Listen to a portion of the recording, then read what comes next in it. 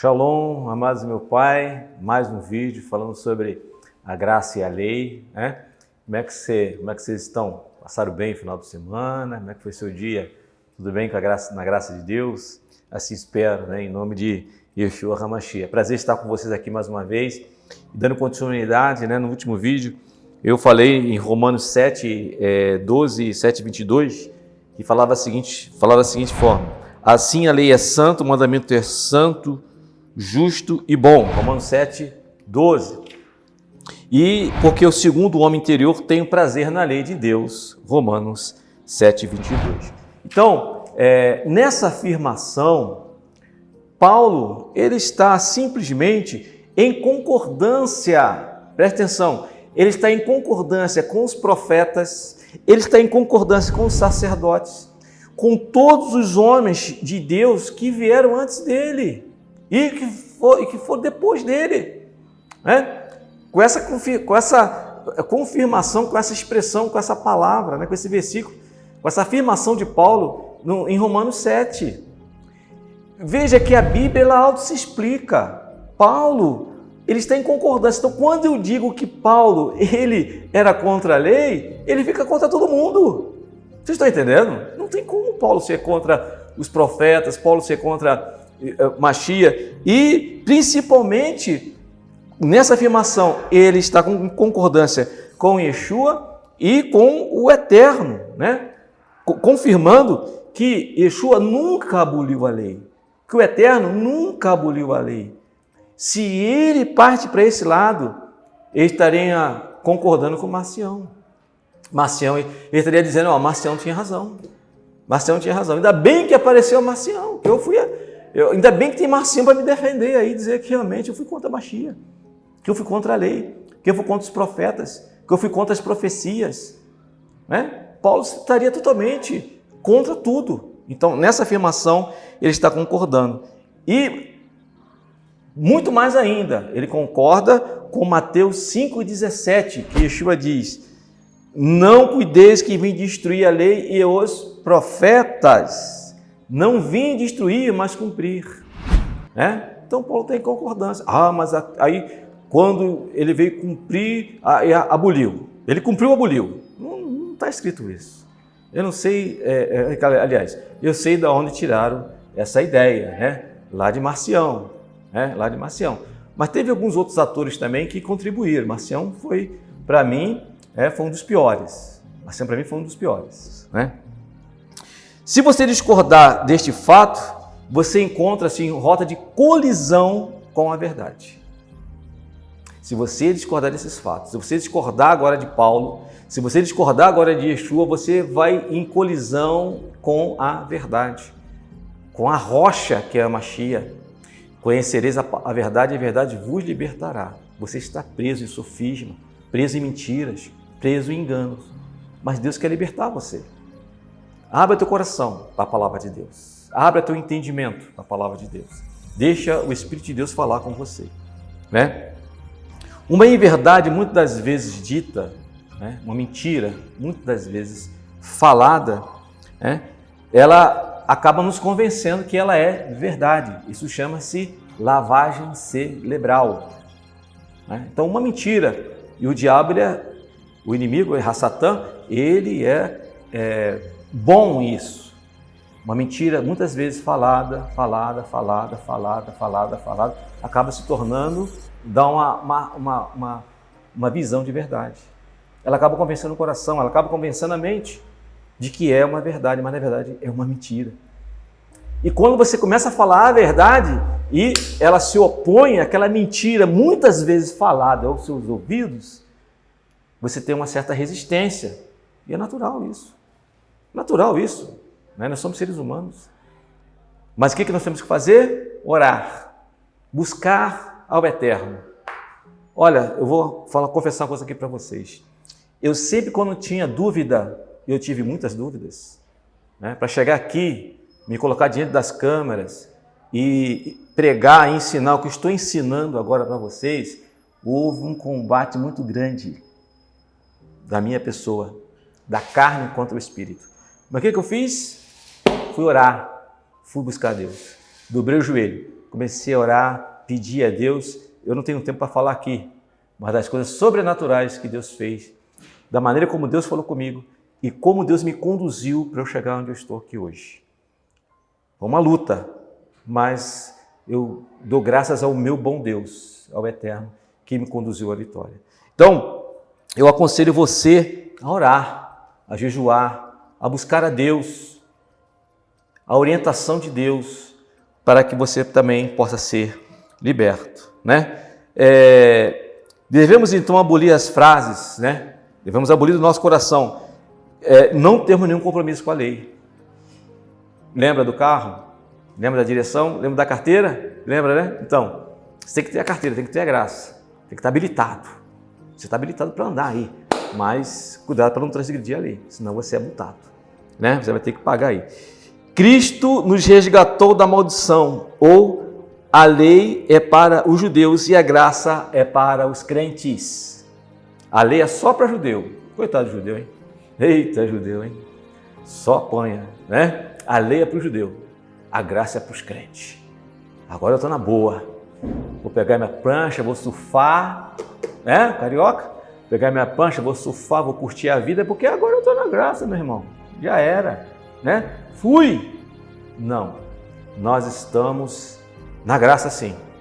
E sempre estivemos, né? Sempre estivemos. Porque a graça, ela sempre existiu. A graça sempre existiu.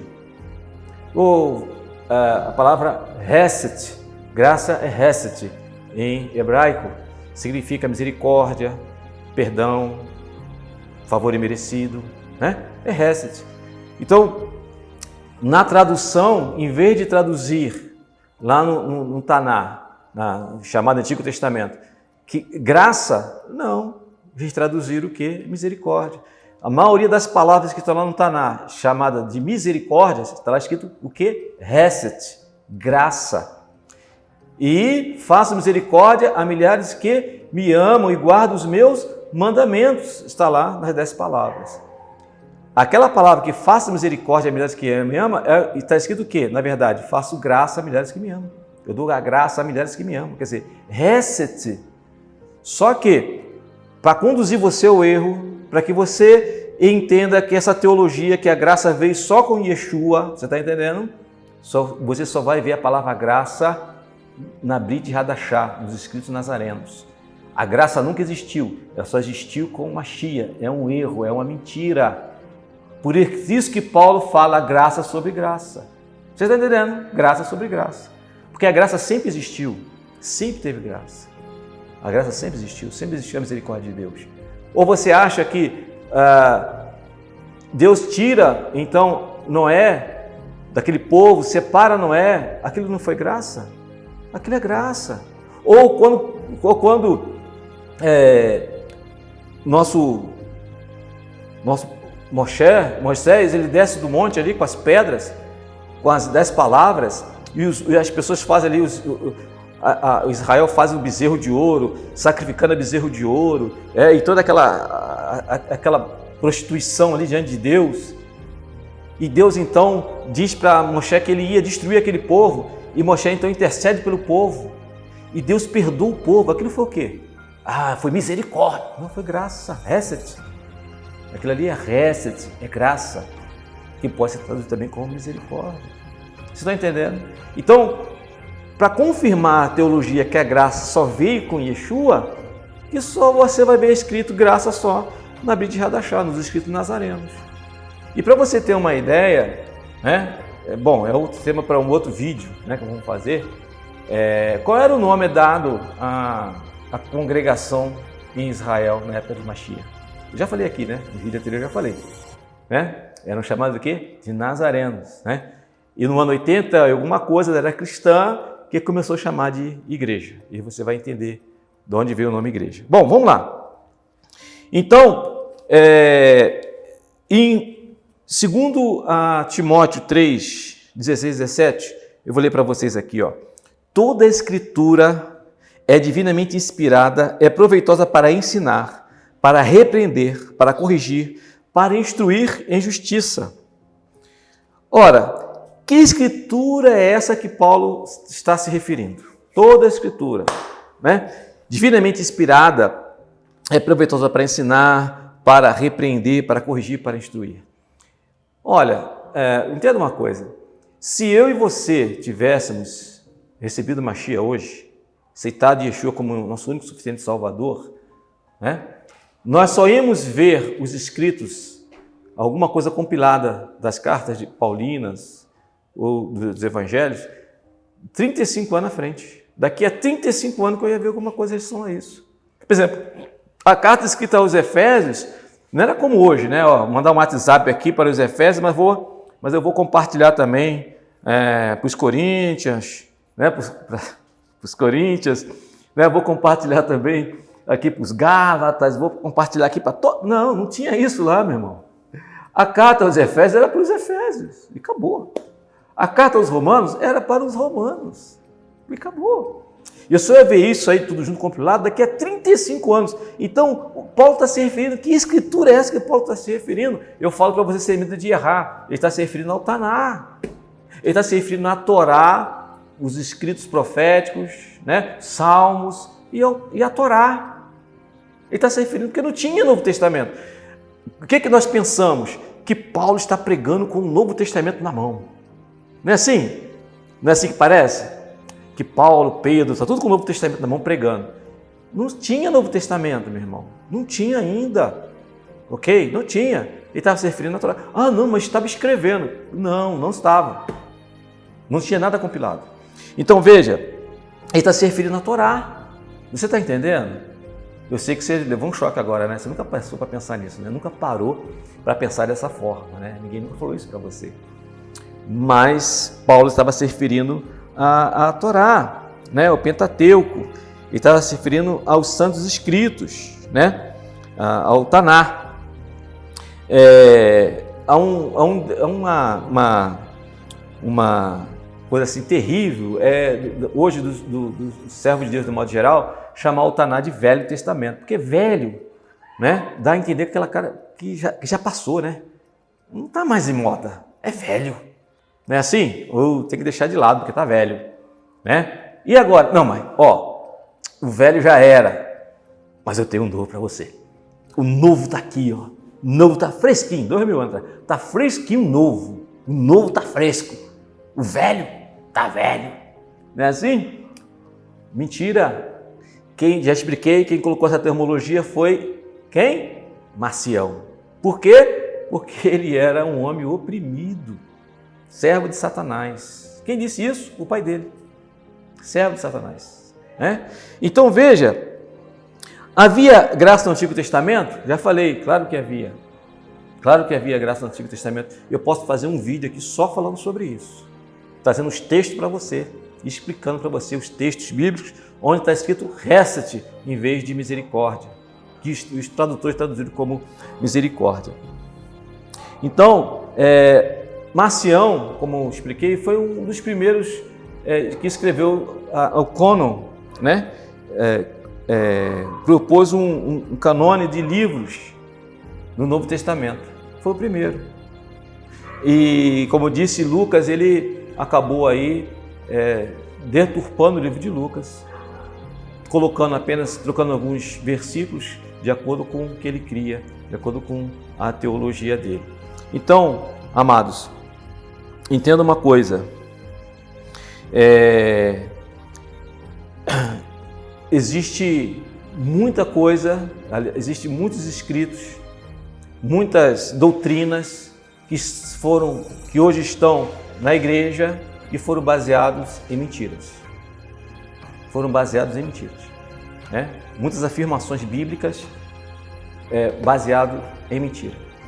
Agora, isso não quer dizer que tirou o valor da sua conversão, tirou o valor do sacrifício de Mashiach lá no madeiro. De maneira nenhuma. De maneira nenhuma. Né? A verdade, ela nos liberta. As verdades nos libertam. Eu, quando comecei a entender sobre o que eu estou explicando aqui agora para você, eu me senti um homem mais livre. Por quê? Você sabia que eu tinha medo de dormir sem roupa nenhuma? Eu tinha que dormir de calça e camisa, porque eu achava que se Jesus voltasse eu ia para o inferno. Eu acreditava nisso. Eu acreditava. Eu acreditava que nós tínhamos que andar lá no Rio de Janeiro, calor de 45 graus, 44 graus, eu tinha que andar de manga comprida, senão não era santo. A minha base em santidade estava na minha roupa. Eu fui ensinado assim. Você sabia disso? Mulher não pode cortar o cabelo debaixo dos braços, porque senão vai para o inferno. Né? Não pode cortar, porque vai para o inferno. Então a verdade, ela liberta, gente. Conhecereis a verdade vos libertará. Onde é que eu comecei dando testemunho aqui, sabe, rapidinho. Como é que eu comecei então, a Deus me despertar? Porque eu creio no poder de Deus, eu creio nos dons espirituais, né? Eu creio nos dons espirituais. Opa, eu creio. Né? E o Eterno, pela sua misericórdia, né? Pela sua graça, tem me dado alguns dons. Né? E uma vez eu estava tomando banho e Deus começou a falar comigo. Eu, pelado, tomando banho. Eu falei, meu Deus, o Senhor está falando comigo, eu pelado aqui. Eu não podia sair do banheiro, porque eu estava tomando banho. Né? E eu vi que isso tudo era uma grande mentira. Né? Era uma grande mentira. Deus conhece você. É claro que, de maneira nenhuma, eu vou me portar de maneira indecente ou imoral, seja em qualquer lugar. A gente tem que saber entrar e sair. Não é verdade? Não estou dizendo que agora eu tenho que andar como alguns aí, né? Carnaval santo, enfim, isso não existe. Não vou me portar de maneira indecente. Mas que Deus não estava preocupado em eu dormir com roupa para eu poder ser salvo. A salvação vem em Cristo Jesus. Quando eu aceitei Yeshua como meu Salvador. Né? Agora o que eu tenho que fazer é seguir os mandamentos de Deus e seguir a Torá. Porque a Torá não foi abolida. Deus abençoe você grandemente. Que essa palavra possa falar ao seu coração. Juntos somos mais fortes. Deixe o seu like aí, compartilhe, se inscreva também, né? Faça a sua inscrição, não esqueça de se inscrever, para que nós possamos, né, levar mais pessoas a Mashiach, pessoas ao Eterno. Se você gostou, deixa seu like aí com a gente, para que nos ajude aí, tá bom?